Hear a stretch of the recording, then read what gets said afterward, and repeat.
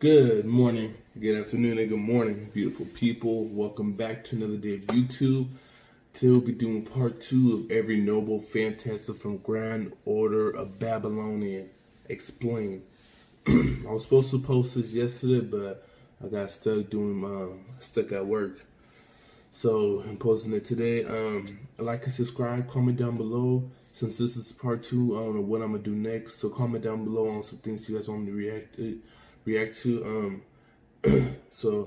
Yeah, I'm not gonna start watching this right now. A few people told me to start in the chronological order. I already watched Fate Zero, Fate Stay 9, Fate Stay 9, Unlimited Blood Works, Fate Apocalypse, Fate Last Encore. I watched those, but I didn't know. I watched those before I knew how the real order went. So yeah, so we're just gonna do what we gotta do. I don't own the rights to this video. I don't own the rights to whoever made this. I don't own the rights to none of this. You know, I commend them for making this because I'm learning a lot. Let's get right into this part 2 right here. Supposedly, when God created death, death looked at Azrael and proceeded to submit to him. Because of this, Azrael gained the authority to determine what shall live and what shall die. So, it's a very fitting name for an ability possessed by someone who pretty much has that same responsibility. That man's OP. In episode 14 and 15, Anna reveals her possession of the mystic eyes Sibylle, the same eyes possessed by her future self Medusa. I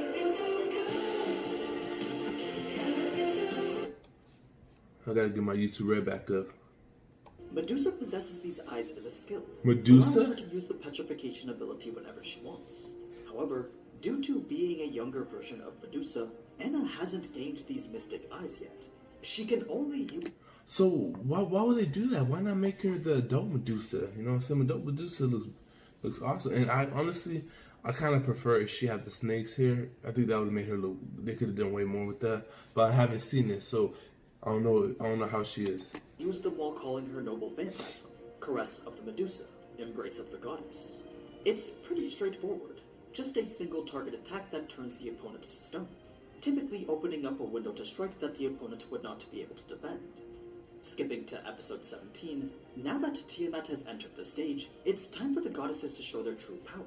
First, we saw Ishtar use Angal Takigalshiv, mountain range shaking firewood of Venus. Dang, who made these words? It's a representation of the myth where Ishtar comes across a mountain whose natural beauty far surpasses her own. Being a goddess of beauty meant that this mountain's very existence was an affront on her own authority. Therefore, she thought that it shouldn't be allowed to exist. So she trampled over the entire mountain with an increasing amount of divine force. Imagine that, somebody really thinking a mountain looks better than them. And they wanted to destroy her. I don't know. Jealous much? She has the power and mountains who got no power. Then, with a single thrust of her spear into the mountain's core, she caused the entire range to collapse. It's this act of annihilating an entire mountain that's replicated by this noble phantasm. First, Ishtar activates Mana's warp function to open up a portal to Venus as it was during the Age of the Gods. Then, using her authority as a goddess of Venus, she creates a copy of the entire planet, projects it into a form that's shootable from her bow, then fires it like an arrow towards her enemy. Sasuke? An impact strong enough to shatter entire mountains. Shortly after this, Quetzalcoatl used both her noble phantasms in what's probably the best scene in the entire anime. First, she used Piedra's. I like her. I watched a reaction of this, and she went hard. Soul, the Sunstone, the monolith we saw at the top of her temple in episode 11. During she went hard. Aztecs, it was a megalith that allowed them to absorb. Let me know down below if you guys honestly think she had a chance with Gilgamesh. I don't know if they fought in this show, but if they did, then of course you guys know the answer. But if they didn't, let me know what you guys think, because she went hard. Observe the past and the future. Now it serves as Quetzalcoatl's primary symbol of worship.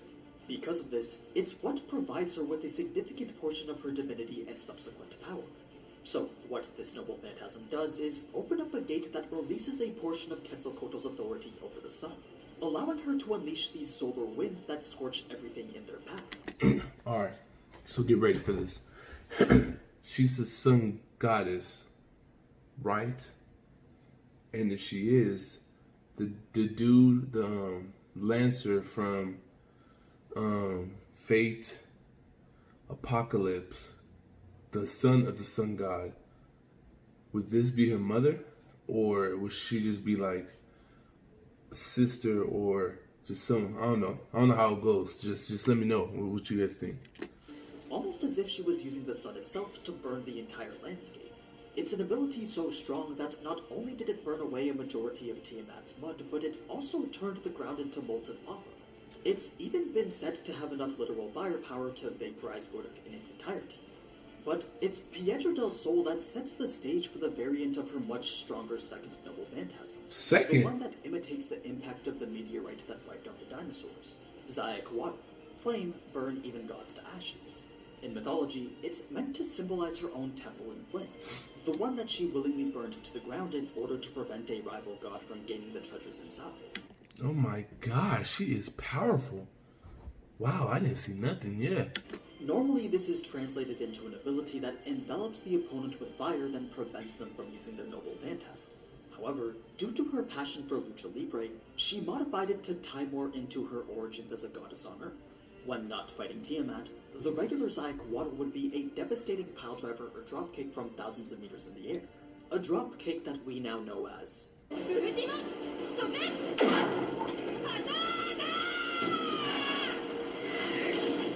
Oh, so it's the kick that represents a meteorite?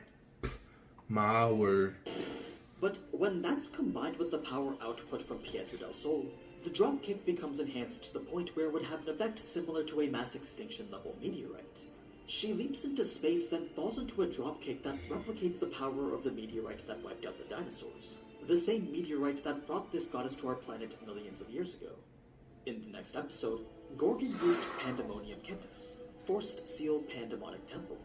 This is a rather terrifying noble phantasm, because by calling its true name, Medusa gives up the part of her that's a goddess. She essentially accepts the fact that she's the monster that everyone in Greek mythology made her out to be. And by doing so, she truly becomes the Gorgon. See, now I regret what I said before, because look at that. The fully metamorphosized version of Medusa that devoured her own sisters. Medusa typically tries to deny this fact with all her heart. She tries her best to cling to the only part of her that wasn't monstrous, her divinity. God. That's why she would become so enraged whenever Anna or Leonidas would call her Gorgon. It's also why she hates to use this noble phantasm. Just like how Dracula hated being called valet because he didn't want that to be alive with the Doing so would be the same thing as accepting her true form, and that was something she wanted to avoid at all costs. But when she does finally come to terms with what she really is, well, that's when we can see Medusa at her strongest. Ooh, by she turning beast. into the true Gorgon with Pandemonium Kentis, everything around her becomes petrified, and all organic life becomes liquefied. Anything turned to stone has zero normal means of returning back to normal. So anything short of a servant caught within. So it seems like Fate Grand Order Babylon is just crazy. All these crazy powers. I wonder who wins. It's like, man, everybody got some crazy abilities, especially that one dude that could control death. Oh my god. Since area of attack likely gets turned into a puddle of blood and bones, or becomes a statue for the rest of eternity. Shortly after this, Gilgamesh uses the noble phantasm that's unique to his caster form. Let me hear his noble along with phantasm. Dingyur, King's signal cannon. Oh, I forgot his collection of what I heard is that this is a weaker version of Gilgamesh. When he was an archer, he was much stronger. And I believe that too. Weapons to the people of Uruk, each of which were intended to be launched from the Dingyurs mounted along the walls of the city. But when King's signal cannon is called, Gilgamesh gains control of all 360 Dingyurs, proceeding to fire them simultaneously to launch a concentrated barrage of what's essentially the collective power of mankind. Literally every weapon from Gilgamesh's treasury is launched at the target, and given what we saw in the anime, that's pretty much exactly what happened. So it's a very straightforward noble phantasm. What may have been a bit more confusing was when Enkidu turned his own body into the chains of heaven to fight Tiamat. This was Enkidu's second noble phantasm, Enuma Elish, O humans, let us restrain the gods. As an existence created for the sole purpose of keeping Gilgamesh bound to the heavens, Enuma Elish was the ultimate attack to do just that. But after becoming Gilgamesh's friend, he instead chose to use this power for the sake of humanity. Yeah, I think I like Gilgamesh, other known for Phantasm, and the other one. Cause, and he to me he was I don't know, he was cocky, but you gotta love Gilgamesh. So what happens is, Because he's powerful, but yet they made him other people able to stop him. He's not like just dominating. Me personally, I honestly feel like Hercules should have won that one. But you know, that's just me thinking me. I just love that berserker. Enkidu uses a significant amount of energy from the world to transform his own body into a divine construct that the world can recognize. In this case, it was the chains of heaven. Then, just like how he does with Age of Babylon, he launches himself at the target for a large-scale piercing attack. What's unique about this noble phantasm, though, is that the source of its power comes directly from the counterforce. What this means is that the more of a threat to humanity the opponent is, the stronger Enkidu's attack will be. It's a noble phantasm that's meant to preserve the integrity of the world and its people. In episode 20, Ereshkigal uses her noble phantasm to create an attack that replicates the same feat of Ishtar destroying the mountain. Ereshkigal or Kala, the bellows of Kur that tramples upon Iker. It's essentially the same noble phantasm. This is a bizarre fate. This looks like a lot of action going on here. As Ishtar's. But rather than Because this video is 18 minutes. Go to any other fate, the video is probably gonna be like 12 minutes. the attack being shot from the heavens to the earth below, it's instead an attack from the underworld to the ground above. Ereshkigal is able to materialize a shrine given to her by her husband, a god who was known to rule the underworld at her side. By summoning this shrine, Ereshkigal pretty much brings the underworld to her, granting her all the authorities she would normally have while in the underworld, even when not being in the underworld. The attack itself certainly isn't as strong as Ishtar's, but it does open up the field for Ereshkigal to become more useful. Now, I was hoping that Merlin using Garden of Avalon would have given us more context on what... Merlin, where did I hear that from? Merlin. Oh, I heard that from Seven Deadly Sins. Is that the same Merlin? Let me know. What this noble phantasm actually does. But unfortunately, we didn't get too much info. Oh, As I'm him. sure you know, Merlin is usually trapped within the eternal utopia of Avalon, a place within no person can die and no evil can exist.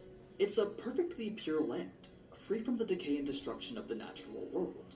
When Merlin calls this noble phantasm, the area around the tower called the Garden of Avalon is replicated.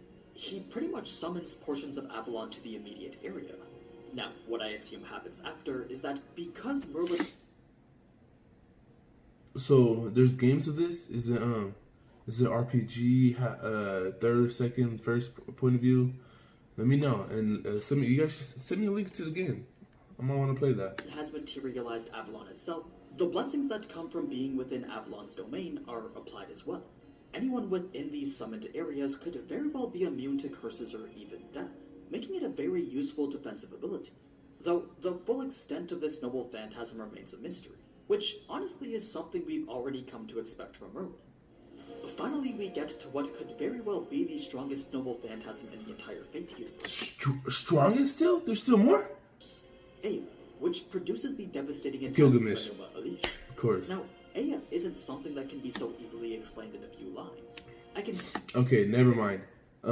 This is what I meant about the other Gilgamesh. I didn't know he had another one up his sleeve, but... Spend an entire video discussing its complex nature and origins. I suppose the important aspect to know is that Ea is this primordial sword that can create winds that tear the very fabric of space. They're described as compressed and intertwined layers of wind that turn into gaps between space and time. These result in an undefendable attack that tends to destroy everything in its path. Anywhere the winds cut, a void of nothingness will open up and begin to swallow up the surrounding area. It's an attack that attempts to replicate the very instance of creation, Genesis. Of course, there's definitely more to it than just that. But as I said earlier, if you want to know more, I have all these full servant profile videos that go much more in depth with their lore and abilities. The most recent one was on Ishtar, so feel free to check that one out and any of the others through the Let me know if you guys want me to check those out. Do not be scared to let me know. links in the description. But yeah, that's every noble phantasm from Fate Grand Order Babylonia. This wasn't a pretty fun video to make, so if you want to see another one just like it for any of the other Fate series, then go ahead and let me know in the comments below. Anyway, as always, thank you. And I have to commend that. Oh, that was it, by the way. That's every noble phantasm from Fate Babylon Grand Order. I have to commend this dude because his video he made was very good. Did a lot of explaining. the visual, the content. I wonder how long it took him to do that. Alright, I want to be on that level with this YouTube thing.